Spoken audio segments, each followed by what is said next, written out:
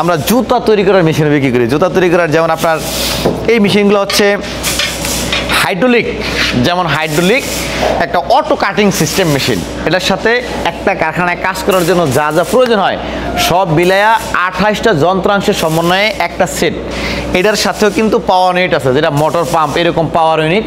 এটার সাথেও এই পাওয়ার ইউনিটের সাহায্যে এই মেশিনটা চলে এবং এটা একটা শক্তিশালী কোয়ালিটি ফুল মেশিনারি যে আমরা তৈরি করি। এগুলো কিন্তু মার্কেটে অনেকে বানায়, যেমন এইগুলা মার্কেটের নাম না বলে বংশালে অনেকে বানায়। এগুলো বানায় আর নর্মাল রেডিমেড একবারে নন ক্লাস যে আপনার সিলিন্ডার, এরকম সিলিন্ডারগুলো নন কোয়ালিটি সিলিন্ডার।